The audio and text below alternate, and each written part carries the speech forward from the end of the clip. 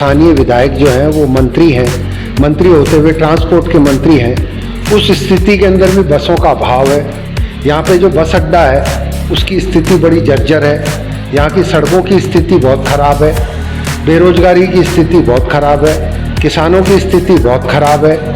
हर वर्ग का व्यक्ति इस समय त्राहिमाम कर रहा है। माताजी ने जिस तरीके से 60 साल लोगों की सेवा की है, उन सब बातों को ध्यान में रखते हुए मैंने जिस तरह लोगों को इकट्ठा किया, तो मेरी माताजी की जो पुरानी टीम है वो पूरी तरह से एकत्रित हो गई। एकत्रित होने के अलावा अल्पसंख्यकों के अंदर मेरा माताजी का पूरा विश्वास है। राम राम जी, मैं संगीता और थे देख रहे हो RJ 18 न्यूज़। तो अभी मैं मौजूद हूँ झुंझुनू। आज थाना जो झुंझुनू प्रत्याशी है राजीव जी चौधरी बाहू खास बातचीत है वो करवाशा और जानशा बाहू वहाँ के आगे की जो जर्नी है वह और जो जी जर्नी में ये रह चुका है वो भी तो परिचय का तो आप मोहताज को नहीं, क्योंकि यहाँ के माता जी है सुमित्रा जी, वह भी काफ़ी सालों जो राजनीति में वो रहा है, तो फिर भी यहाँ को परिचय थोड़ा सा था करवा दें। नमस्कार, मैं राजीव चौधरी पुत्र श्रीमती सुमित्रा सिंह, मैं विधानसभा के अंदर झुंझुनू विधानसभा में अपने आप को एक प्रत्याशी के रूप में पेश कर रहा हूँ। कब राजनीति में वो आ रहा हो और एक पीछे विगत 60 साल से मेरी माताजी झुंझुनू के प्रत्येक नागरिक की सेवा में थी। विगत 15 साल से इस झुंझुनू के अंदर जिस तरह हाहाकार मचा हुआ है, उन परिस्थितियों को ध्यान में रखते हुए कुछ लोग झुंझुनू के माताजी के पास पहुँचे। उन्होंने माताजी से ये कहा कि आप चुनाव लड़ो, लेकिन उम्र के इस पड़ाव को देखते हुए उन्होंने इनकार कर दिया। उसके पश्चात कुछ वो लोग मेरे पास आए और उन्होंने मुझसे कहा कि आप चुनाव लड़ो। तो उन सब की बातों को ध्यान में रखते हुए मैंने आदरपूर्वक उनकी बात को माना और मैं अब पिछले 18 महीने से झुंझुनू के गांव-गांव, ढाणी-ढाणी में अपने आप को प्रत्याशी के रूप में पेश कर रहा हूँ और घूम रहा हूँ। के मुद्दा और के कमी थाने नजर आई पिछले 18 महीना में थे, घूम रहे हो, देख रहे हो, थाने लगे कि मैंने आगे अपना प्रत्याशी के रूप में खड़े होना चाहिए और मुद्दा पर वो काम करना चाहिए? ऐसा है, मेरी माताजी ने अपने कार्यकाल के अंदर झुंझुनू के विकास के बहुत काम कराए। जैसे नगर पालिका को नगर परिषद बनवाया, सीवरेज लाइन जो पंचदेव के अंदर पानी इकट्ठा होता था उसकी सीवरेज लाइन से व्यवस्था करी। इसके अलावा 2 कॉलेज खुलवाए, अलग अलग, बालिकाओं का अलग और बालकों का अलग उन्होंने गवर्नमेंट स्कूल कॉलेज खुलवाए। इसके पश्चात भी आज तक वो उदावास में ITI खुलवाई, आबूसर के अंदर कृषि टेक्निक कॉलेज खुलवाया। इसके पश्चात भी आज तक वो पंचदेव का जो पानी वहाँ इकट्ठा होता है तो उसका फ़िल्टर प्लांट आज तक चालू नहीं हो पाया। जो कार्य उनके समय पे पूरे हुए थे, उन कार्यों को आगे बढ़ाने का जो काम है वो आगे बढ़ाने का कार्य मैं करना चाहूँगा। इन्हीं सब के साथ मैं अपने विकास की, झुंझुनू के विकास की भी बात करना चाहूँगा। शेखावाटी एक समय के ऊपर राजस्थान के अंदर सिरमौर थी, जो उस शेखावाटी को बहुत पीछे धकेल दिया विगत 15 सालों के अंदर। इन सब बातों को ध्यान में रखते हुए मैं अपने आप को प्रत्याशी के रूप में पेश कर रहा हूँ। अभी झुंझुनू में यहाँ का कौन सा मुद्दा है कि मुद्दा है जो थान कमी नज़र आ रही है, लागे कि यहाँ पर मैंने काम है वो करना चाहिए? झुंझुनू के अंदर अनेक मुद्दे हैं।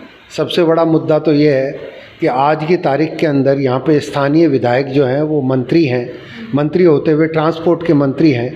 उस स्थिति के अंदर भी बसों का अभाव है। यहाँ पे जो बस अड्डा है उसकी स्थिति बड़ी जर्जर है। यहाँ की सड़कों की स्थिति बहुत ख़राब है। बेरोजगारी की स्थिति बहुत ख़राब है। किसानों की स्थिति बहुत ख़राब है। हर वर्ग का व्यक्ति इस समय त्राहिमाम कर रहा है। मेरा विचार यही है कि हर वर्ग को साथ में लेकर के और झुंझुनू के विकास करें और झुंझुनू को वापस सिरमौर शेखावाटी के अंदर स्थापित करें।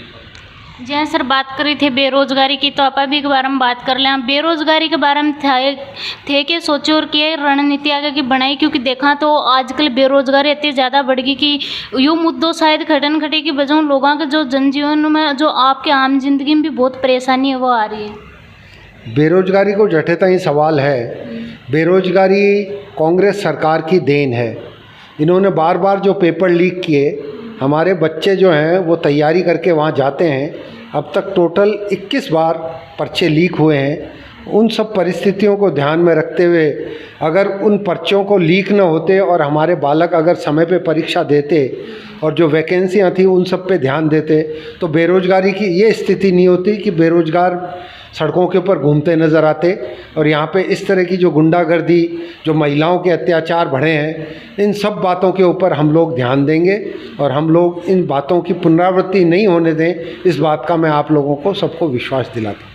सर देखा आजकल ना किसाना का नाम पर हमेशा से राजनीति होती है, चाहे कोई सी पार्टी हो, तो किसाना के लिए थारों को क्या सोचना, क्योंकि किसान हर तरीकों परेशान है। आवारा पशुओं की बात करा तो आवारा पशु भी देखा तो बहुत ज़्यादा हो रहा है, गाँव भी किसान परेशान है, हर तरीकों परेशान है थे। एक बारे में क्या सोचो कि किस तरीकों किसाना के लिए काम है वो करेगा। मैं खुद किसान हूँ, मैंने खेती करी है, कर रहा हूँ, मैं किसान के दर्द को समझता हूँ। जहाँ तक पशुओं और आवारा पशुओं का सवाल है, उसके लिए प्रत्येक गांव के अंदर एक गौशाला खुलवाने का प्रावधान करेंगे और उसकी जिम्मेदार लोगों को उसकी जिम्मेदारी देंगे, जिससे कि वो संचालित रूप से गौशाला चल सके और आवारा पशुओं के ऊपर हम लोग ध्यान दे सकें। जैं की सर बात करा मौजूदा विधायक की, तो जैं 15 साल कांग्रेस आपको पूरा वर्चस्व बना रखे, के लगा भी के बीच में जनता था ना कतो के प्यार देगी। ऐसा है कि मेरी माताजी की जो छवि है और माताजी ने जिस तरीके से 60 साल लोगों की सेवा की है, उन सब बातों को ध्यान में रखते हुए मैंने जिस तरह लोगों को इकट्ठा किया, तो मेरी माताजी की जो पुरानी टीम है वो पूरी तरह से एकत्रित हो गई। एकत्रित होने के अलावा अल्पसंख्यकों के अंदर मेरा माताजी का पूरा विश्वास है। अल्पसंख्यक समुदाय माताजी के ऊपर हमेशा से विश्वास करता आया है।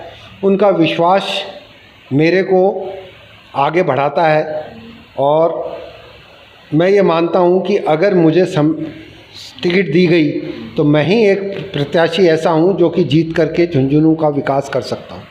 क्या लगा पार्टी थाने टिकट देगी? पार्टी मेरे को हर तरीके से टिकट देगी, क्योंकि मैं आज की तारीख में जो आदमियों की संख्या का सवाल है उसमें मैं सबसे आगे हूँ। और अगर किसी किंतु परंतु के कारण अगर मेरी टिकट कट जाती है और उस स्थिति के अंदर भी मैं भाजपा के सिपाही की तरह एक तरीके से काम करूंगा और कार्यकर्ता के रूप में कार्य करूंगा और जिस किसी को भी व्यक्ति को टिकट मिलेगी मैं उसके साथ खड़ा रहूंगा। थे बताओ कि इतना मुद्दा पर काम करेंगे, तो अगर पार्टी टिकट नहीं भी देगी और पार्टी के साथ में भी थे मिल के काम करोगा, फिर भी जितना मुद्दा थे गिनाया हो आप पर काम होगा। इन पे हम जो स्थानीय विधायक जीत करके आएगा उससे हम अनुरोध करेंगे कि इन मुद्दों को ध्यान में रखते हुए वो अपने विधायक का पद ग्रहण करें। अति जनता थान देख रही है, हमारा दर्शक थान देख रहे हैं, अन्य क्या कहना चाहोगा कि सही नेता चुनने के कुछ थारे बारे में बताना चाहोगा? અહીંયા है मारी माताजी जी हिसाबों सेवा करी, उस हिसाब से ही मैं आप सबकी सेवा करूँगा और ईमानदारी से सेवा करूँगा, पारदर्शिता से सेवा करूँगा। और कहीं पे भी किसी तरह का, जिस तरह मेरी माताजी के ऊपर 60 साल राजनीति में रहने के बावजूद किसी तरह का कोई लांछन नहीं लगा, उसी रीति और नीति को निभाते हुए मैं यहाँ पे अपने झुंझुनू के एमएलए की सदस्यता को निभाऊंगा। सर बहुत बहुत धन्यवाद। धन्यवाद आप सब। तो ये तो अपने साथ में राजीव जी चौधरी जी खास बातचीत है थाने करवाई, थारा सवाल भी यहाँ के सामने रखे और यहाँ के मन की बात है वो भी थाने बताई। वीडियो ज़्यादा में ज़्यादा शेयर जरूर करियो और यहाँ के बारे में थारा के विचार है वो नीचे कमेंट बॉक्स में कमेंट करके ज़रूर बताएं।